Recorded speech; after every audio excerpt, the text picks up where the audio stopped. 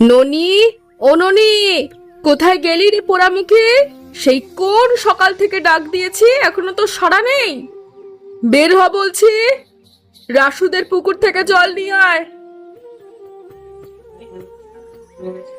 কি হয়েছে গিন্নি?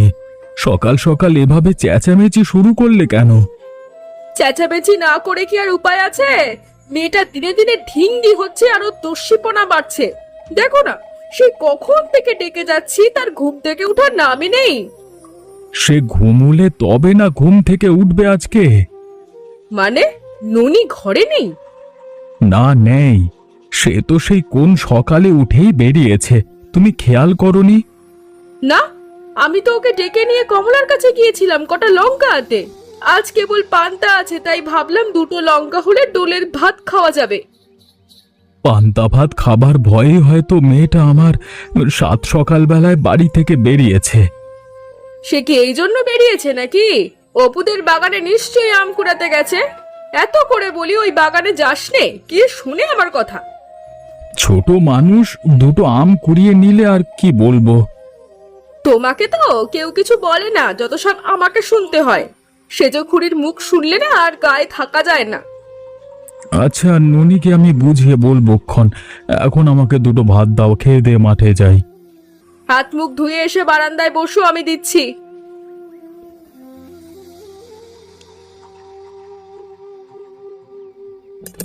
এই যা, সুপুরি নেই যে।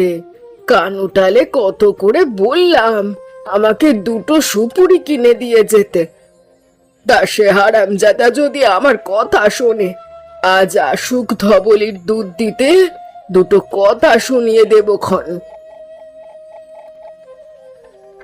গয়া ঠাকুমা, ও গয়া ঠাকুমা, কোথায় গেলে তুমি?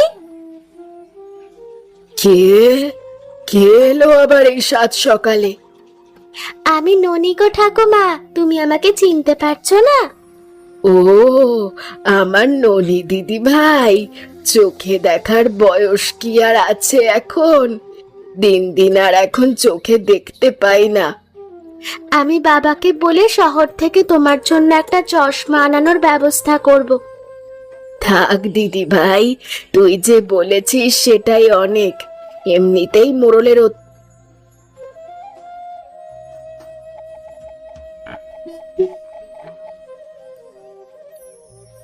কি হে গোপাল দাদা, এক মনে জমি চাষ দিয়ে যাচ্ছ দেখছি, মুখে কোনো কথা নেই কেন?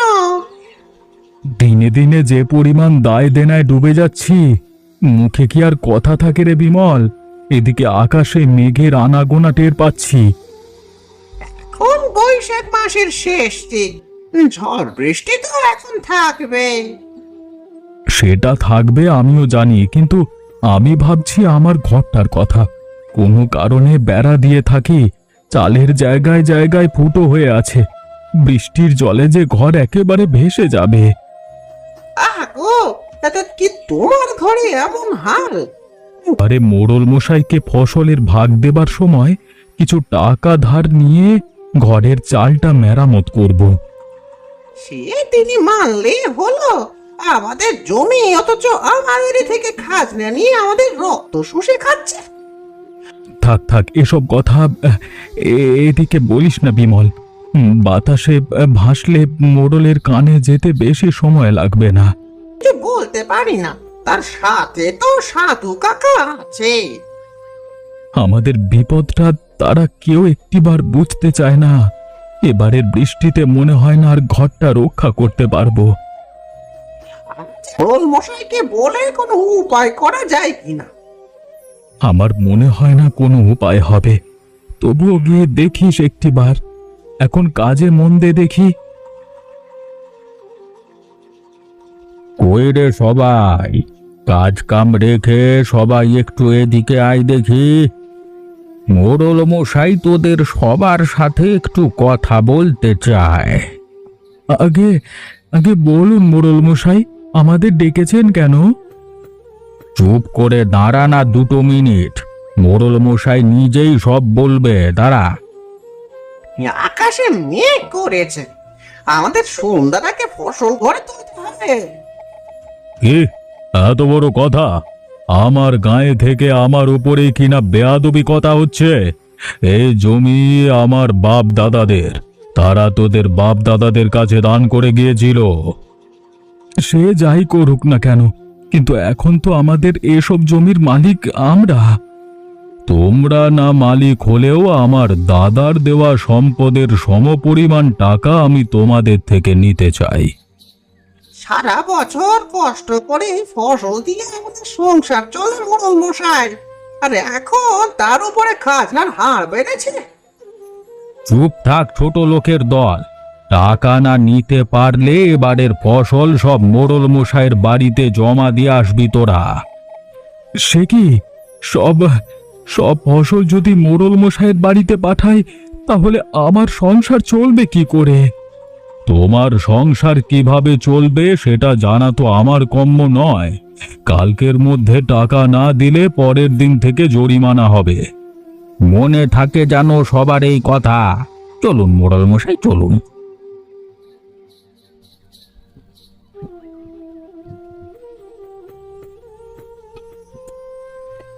মা, ও মা, বাবা তো এখনো বাড়ি এলো না। বাবা কখন আসবে মা? আসবে ক্ষণ, তুই এখন মন দিয়ে পড় তো। পড়তে বসলেই রাজ্যের কথা মনে পড়ে ওনার। বৃষ্টি পরে টাপুর টুপুর, নদে এলো বান, শিব ঠাকুরের বিয়ে হবে 3 কন্যের দান। চুপ কর পোড়ার মুখী, আনন্দ দেখে আর বাঁচি না। দুদিন বৃষ্টি হলে যে ঘরে চাল পচে যায়, রাস্তায় গাছের নিচে থাকতে হবে, আর সে কিনা নৃত্য শুরু করেছে বৃষ্টি দেখে। কেন মা, বাবা না বলেছে এই বর্ষার আগে আমাদের নতুন চাল লাগাবে ঘরে? টাকা পেলে তবে না লাগাবে? মুরলের কাছে ফসল বেচতে গেলেই তো 2 ভাগ রেখে 1 ভাগ দেয় আমাদের। কি যে হবে এবারে, ঘরের অবস্থাও ভালো নয়। কিছু একটা হয়ে গেলে কোথায় গিয়ে উঠবো আমরা? তুমি এত চিন্তা করো না মা, দেখবে সব ঠিক হবে। কি, তুমি তো একেবারে কাক ভেজা হয়ে এলে। আর একটু সময় অপেক্ষা করে আসা যেত না? অপেক্ষা কোথায় করব গিন্নি? সারা রাস্তায় কেবল একটা বটগাছ ছাড়া আর কিছুই তো নেই। সেই গাছের নিচেই এতক্ষণ দাঁড়িয়েছিলাম আমি আর বিমল। তাহলে ভিজলে কি করে বাবা? বৃষ্টি জোরে আসতেই আর গাছের নিচে থেকেও রক্ষা হলো না, তাই ভিজে ভিজেই বাড়ি চলে এলাম। এখন সর্দি কাশি হলে কাজে যাবে কি করে? একদিন কাজে না গেলে তো আমাদের উনুনে হাঁড়িই চড়ে না। ও কিছু হবে না আমার। মাঠে কাজ করতে করতে রোদ বৃষ্টি সব গা সওয়া হয়ে গেছে।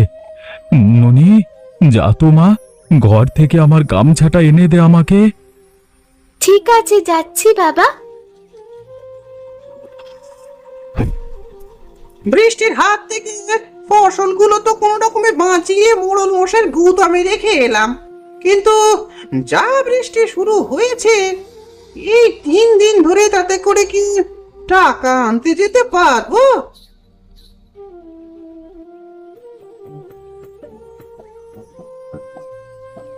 কি গো, জল পড়ে ভেসে যাচ্ছে বারান্দায়, আর তুমি চুপ করে বসে আছো?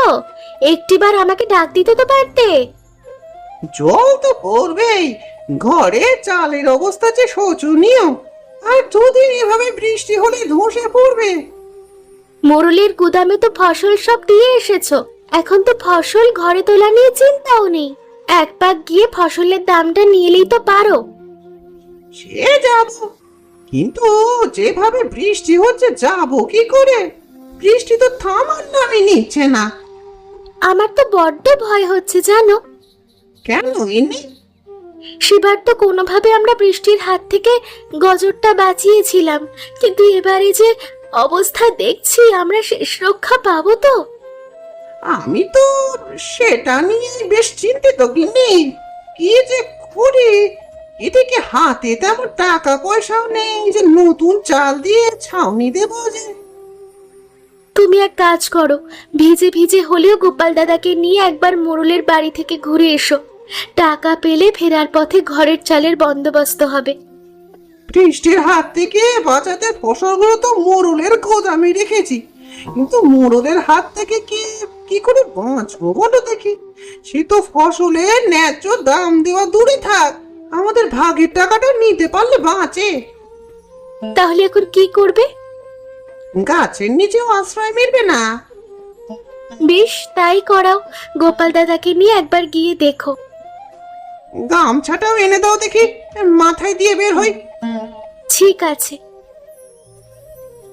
বাবু, কৃষকেরা তো তাদের ফলানো ফসল আমাদের গুদামে দিয়ে গেল, আর এর মধ্যে বৃষ্টিও শুরু হলো। ওরা এখন ফসলের দাম নিতে এলে কি করবেন? ওদের ফসলের দাম তো অবশ্যই ওদের দিতেই হবে। কি বলছেন কি বাবু? তাই বলে এভাবে ফসলের দাম দিয়ে দেবেন? তুই এতদিন আমার সাথে থেকেও কিচ্ছু শিখলি না সাধু। সাধু নামের অসাধু হলেও সেই বেকারই সে বোকাই রয়ে গেলি।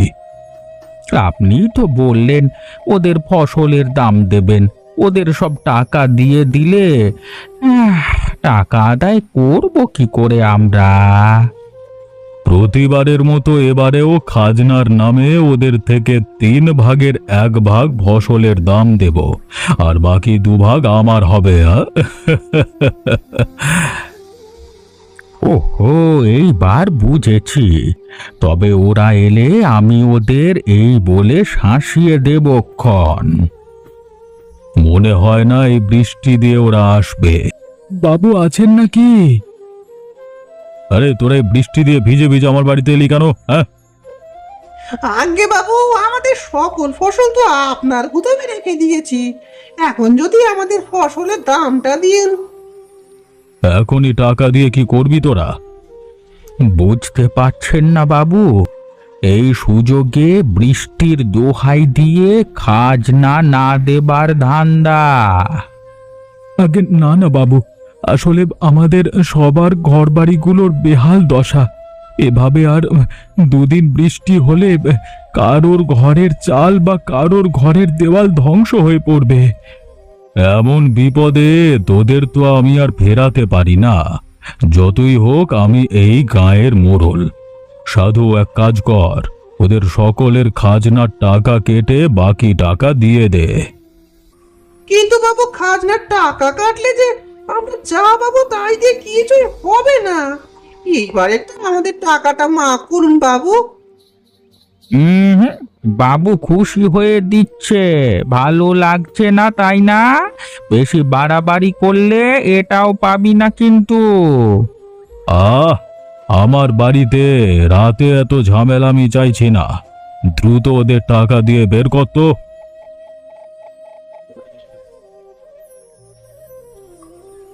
মা, ও মা, বাবা তো এখনো এলো না। আর মোড়ল মশাই কি বাবাকে টাকা দেয়নি? কি জানি, আমারও তো খুব চিন্তা হচ্ছে। এদিকে সারা ঘরে যে চালের ছিদ্র দিয়ে জল পড়ছে। ওই দেখো মা, চালের ওই জায়গায় কেমন ঝুলে পড়েছে, মনে হচ্ছে এক্ষুনি ভেঙে যাবে। আরে তাই তো, এবারে কি হবে? এখন যদি ঘরের চাল ধসে পড়ে, তবে তোমাদের খোলা আকাশের নিচে দাঁড়িয়ে ভিজতে হবে। গিন্নি, আরে ও গিন্নি, একটা শুকনো কাপড় দাও তো, আমার মাথাটা মুছে ঘরে উঠি।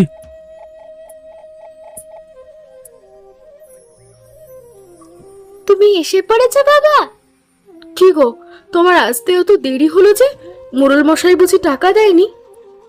না গো গিন্নি, সে আমাদের বেশি টাকা রেখে অল্প কিছু টাকা দিয়েছে না।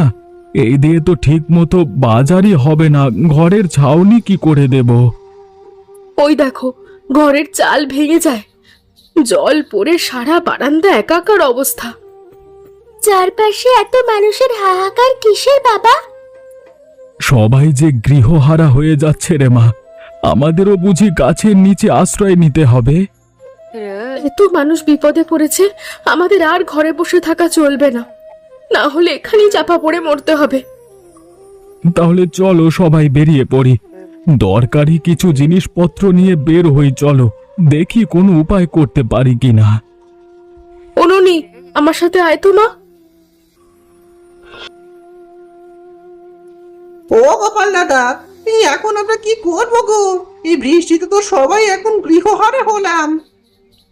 আবার একবার মোড়ল মশাইয়ের কাছে গেলে কেমন হয় বলো তো?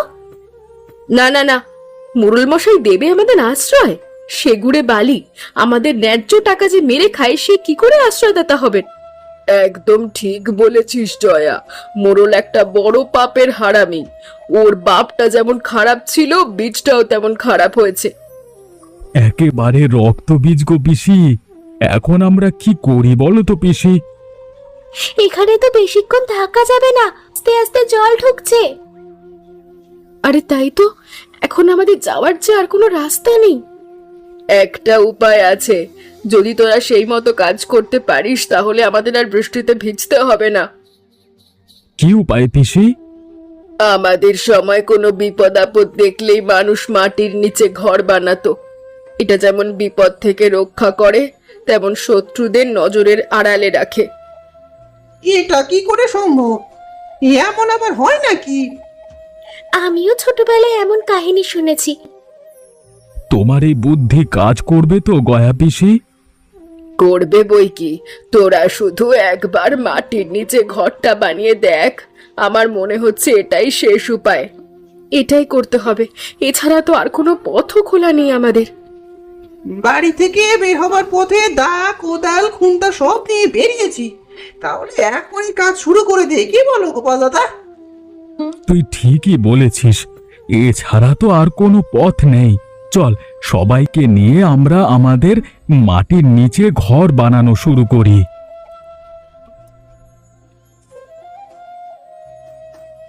বাহ, মাটির নিচের ঘর তো দেখতে খুব সুন্দর হয়েছে, একেবারে হুবহু আমাদের ঘরের মতো লাগছে। বলেছিলাম না দিদি ভাই, মাটির নিচের ঘর হবে আমাদের শেষ আশ্রয়। দেখলি তো? বেশ ভালো হয়েছে, আর আমাদের মাটির উপরে যাওয়ার দরকার নেই। মাটির নিচের ঘরে আসতে না আসতে দিদি দেখি ওপরে যেতে চাইছো না, কি ব্যাপার গো? কি করবো রে কমলা, ওপরে ওই অর্থপিপাসু মোড়লের অত্যাচার থেকে তো বাঁচা যাবে। যাক, অবশেষে সব কাজ শেষ হলো। এবার আর কোনো চিন্তা নেই আমাদের। আর খানিকটা কাজ বাকি আছে বিমল, হাত চালিয়ে কাজ করো সবাই। হ্যাঁ হ্যাঁ দাদা, আমাদের কাজ প্রায় শেষের পথে। এবার আর কোনো চিন্তা নেই আমাদের। চিন্তা নেই বললি কি হয় পিসি? যেই একটা বিপদ থেকে বেঁচে উঠি, অমনি আর একটা বিপদ ঘাড়ে চেপে এসে বসে। আর কোনো বিপদ আমাদের হবে না গো দিদি। এমন মজার মজার গল্প দেখতে আমাদের চ্যানেলকে সাবস্ক্রাইব করতে ভুলবেন না।